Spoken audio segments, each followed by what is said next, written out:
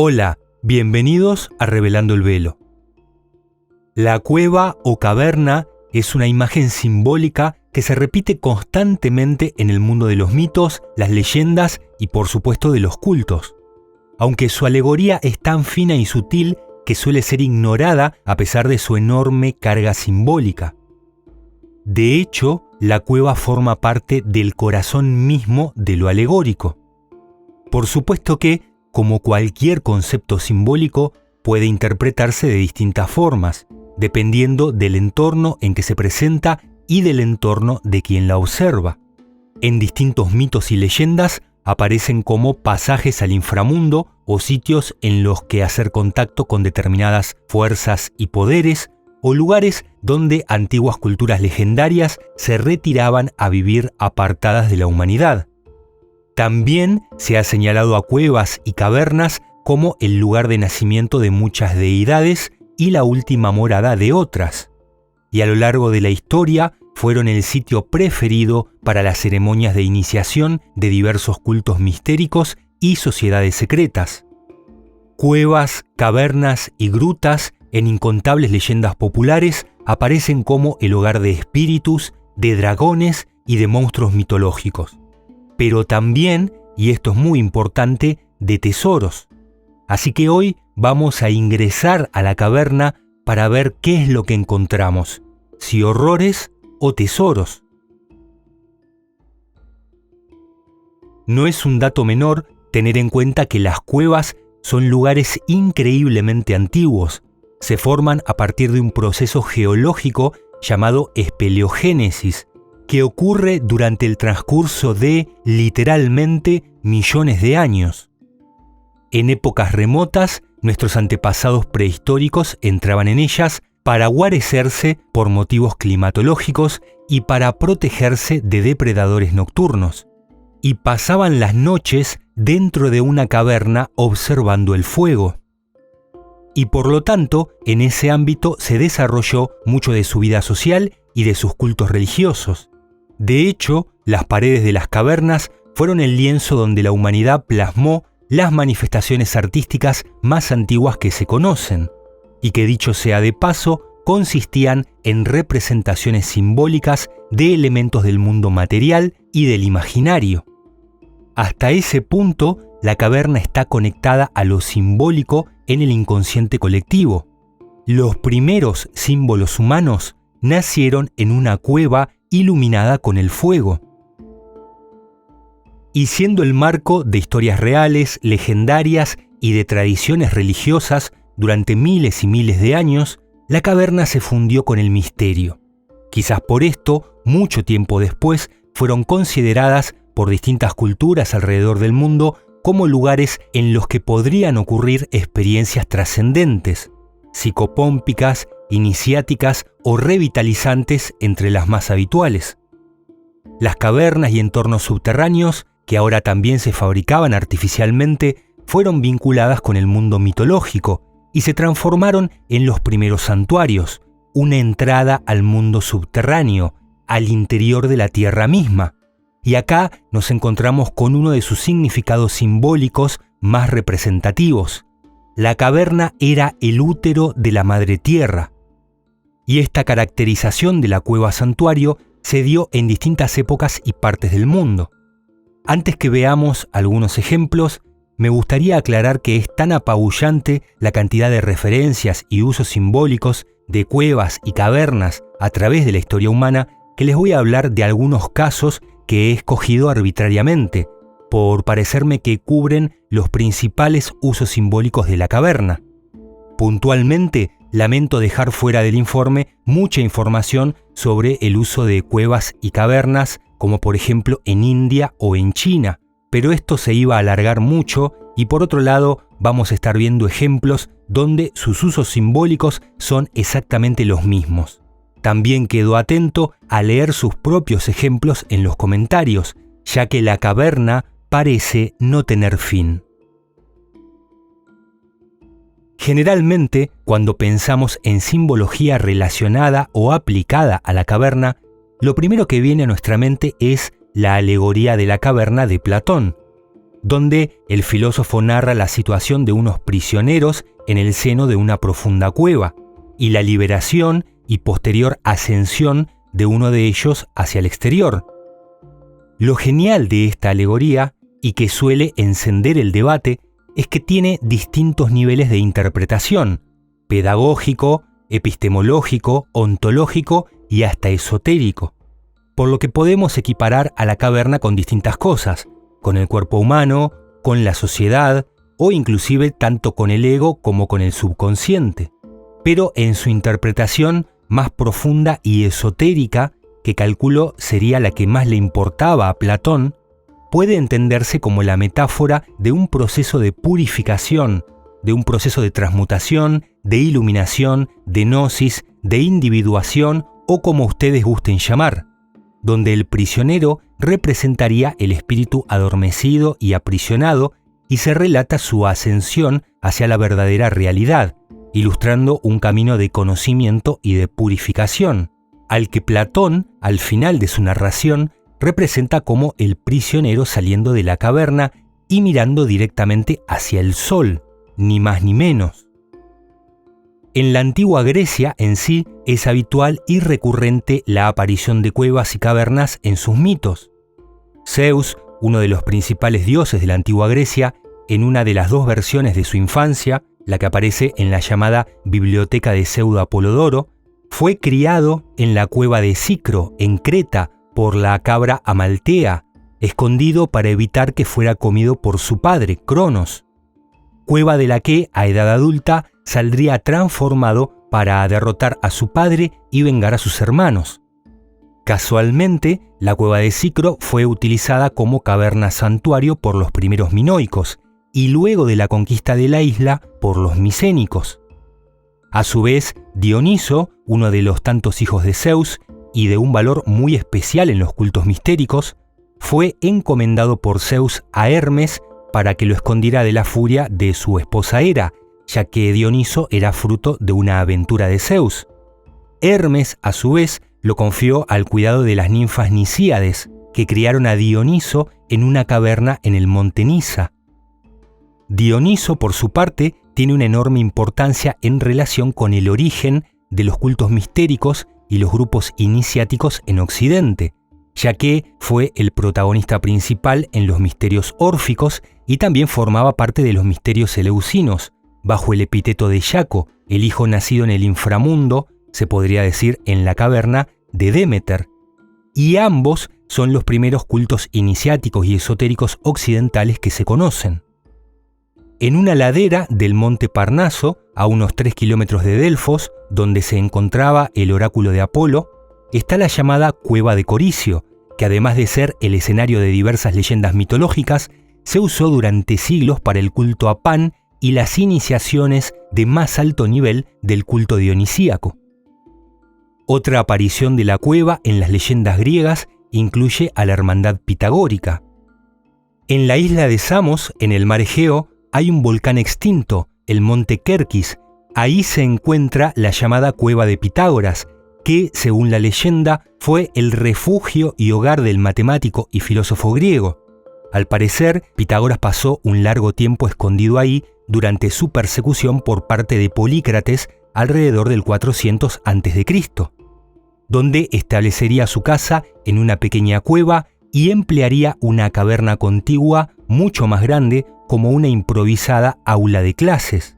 En esta aula supuestamente daría clases y expondría sus teorías a los alumnos de la hermandad pitagórica, alumnos que aprenderían de sus enseñanzas y las esparcerían desde esa cueva al resto del mundo mediterráneo. Si miramos solo un poco adelante en el tiempo, nos encontraremos como en la antigua Roma los seguidores de Mitra lo adoraban en cuevas, los mitreos o mitraeos. Mitra era un dios de origen oriental, había sido adoptado por los soldados romanos en Frigia y su culto se llevó ahí a donde las legiones romanas fueron. Las raíces de este culto corresponden a Persia e India, un culto solar, astrológico y metafísico. Mitra, del que se decía que nació de una piedra, se representaba casi siempre dentro de una cueva sacrificando un toro. A este mito primordial, la tauroctonía de Mitra, se lo suele interpretar de diversas maneras, o mejor dicho, tiene distintos niveles de interpretación, aunque el principal es un mito demiúrgico relacionado con la creación. Ahora bien, la cueva era un elemento muy importante. No solo aparecía en la representación del dios, sino que también se lo veneraba en cuevas. Definitivamente, el mitreo, la cueva iniciática, significaba algo muy importante. Y como acá ya estamos hablando de un uso simbólico muy complejo y casi llegando al hueso de la cuestión de hoy, vamos a remitirnos a la definición de un experto en estos temas, el filósofo neoplatónico Porfirio, que en su texto La cueva de las ninfas escribió lo siguiente: los antiguos consagraban las grutas y las cuevas al universo, ya considerándolas en su conjunto o en cada una de sus partes, y no solo como un símbolo del universo sensible, sino también del invisible, debido a la oscuridad de las grutas y la arcana sustancialidad de esas potencias.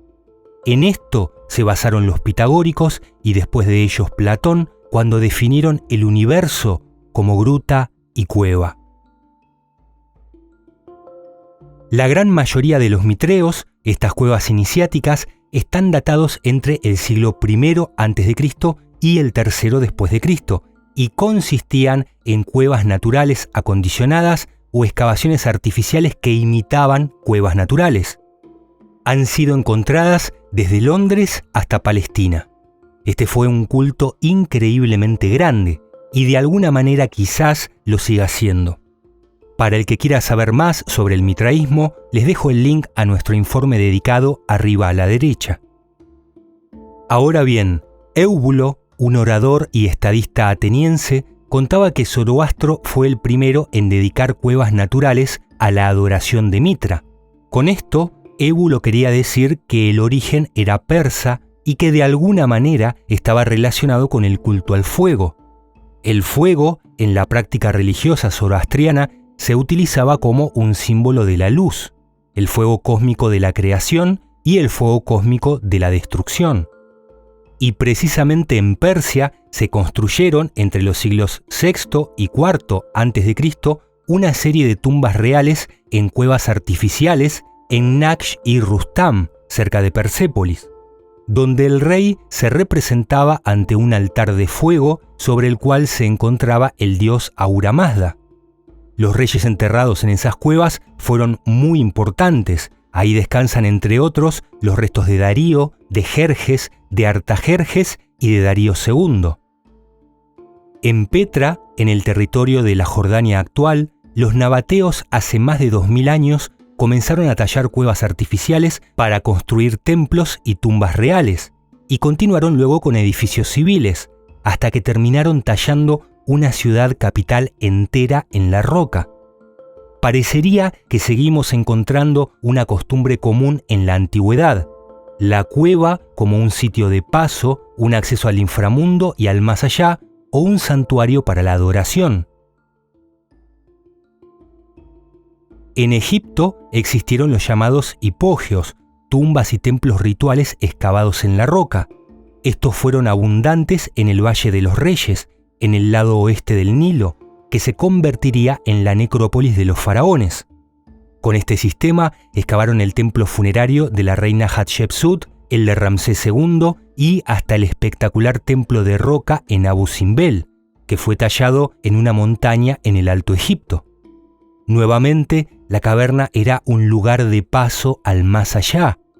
Los hipogeos también fueron encontrados usualmente debajo de las pirámides, un hecho muy intrigante, si tenemos en cuenta que las pirámides de la Luna, del Sol y de la Serpiente Emplumada, en Teotihuacán, México, también tienen cuevas debajo, cuyo cometido, de la misma forma, era emular el inframundo y donde se realizaban ceremonias religiosas relacionadas con el paso al más allá y la fertilidad. Otro ejemplo de cuevas como lugar de paso al más allá son las catacumbas de Roma. Estos eran cementerios cristianos que comenzaron a aparecer en el siglo I después de Cristo. Fueron clausuradas 2 veces, durante el siglo III y a principios del siglo IV, hasta que fueron habilitadas nuevamente por Constantino en el 313. A partir de entonces, no solo se excavaron más catacumbas, sino que se ampliaron y se embellecieron con pinturas e inscripciones referentes a los mártires y santos cristianos. Al final se hicieron tan populares que hasta eran objetos de peregrinajes. En la tradición cristiana, Jesús fue enterrado en una cueva en la que después de 3 días resucitó y abandonó para ascender a los cielos, casi como en una experiencia iniciática. Inclusive, si se dan el lujo de investigar, encontrarán que hay una controversia muy grande en la que muchos expertos en la Biblia aseguran que Jesús nació en una cueva, aunque esta ya es una cuestión de debate, pero el simbolismo del útero de la Tierra Madre está ahí. Relacionado a esto, sí sabemos que los esenios, contemporáneos del cristianismo primitivo, vivían en cuevas, y algunas de las primeras sectas gnósticas cristianas, con las que estaban irremediablemente conectados, también vivían en cuevas. De hecho, los famosos manuscritos del Mar Muerto fueron encontrados en las cuevas que habitaban los esenios. Inclusive, si trazamos una línea imaginaria en el tiempo, una comunidad muy parecida a estas dos, los cátaros medievales, también usaron la enorme red de grutas y cavernas que existe en el subsuelo del Languedoc, y donde dejaron miles de inscripciones grabadas en las paredes, rosas, rosetones, crismones, pentáculos y esquemas del consolamentum, un sacramento que administraban los superiores cátaros antes de morir. Entre las cuevas más conocidas y mejor conservadas de los cátaros se pueden nombrar la cueva de Betlim, la cueva de Lombrives y la cueva de Fontes Torbes. Volviendo al hilo principal, hay una larguísima lista de santos y profetas de la tradición cristiana que vivieron en cuevas. El mismo profeta Elías, ni más ni menos, San Benito, San Antonio de Egipto, San Jerónimo, San Juan Crisóstomo, San Francisco de Asís, San Pablo de Tebas, San Antonio Abad y hasta Ignacio de Loyola, el fundador de la orden jesuita, pero solo por nombrar algunos, porque la lista continúa. También son muchas las historias de representaciones santas que aparecieron en cuevas.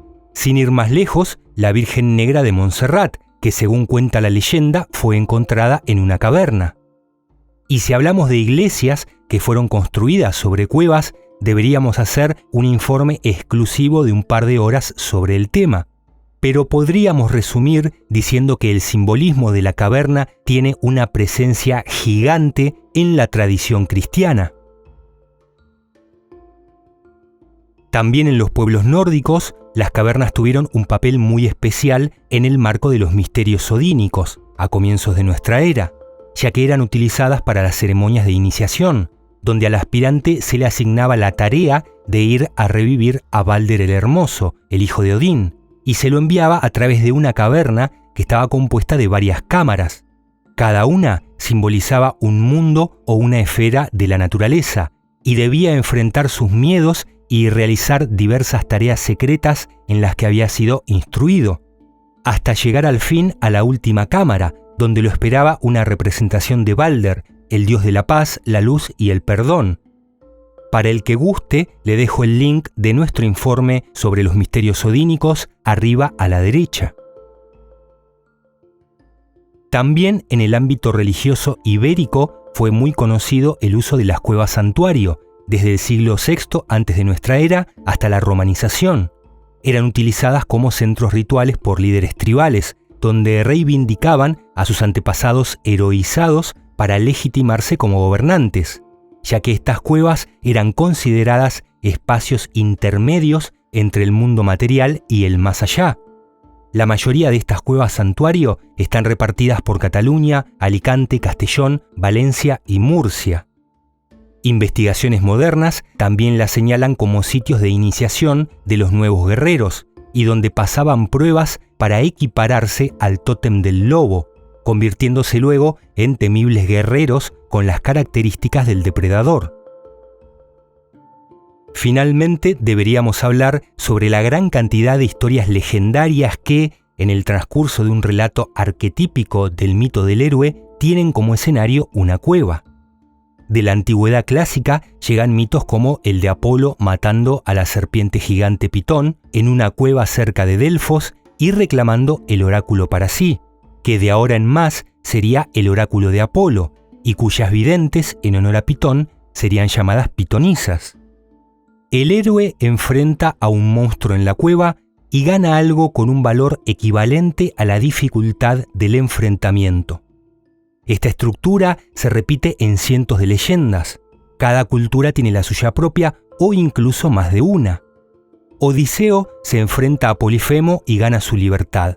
Escuba enfrenta al dragón de la cueva de Wawel y es premiado con un tesoro. Santiago enfrenta al dragón de la cueva de Pico Sacro y logra que la reina Lupa y sus vasallos se conviertan a su fe. Sigfrido mata a Fafner, el dragón de la cueva, y reclama el tesoro de los Nibelungos. El maestro taoísta Xuxun vence al dragón Nielon, salvando a su pueblo y siendo heroizado. Perseo, con su mano guiada por Atenea, decapita a Medusa en la cueva de las Gorgonas, salvando a la princesa y conservando la cabeza de Medusa como un arma irresistible. Beowulf mata a la monstruosa madre de Grendel en su guarida, una cueva obviamente, y es premiado con enormes tesoros.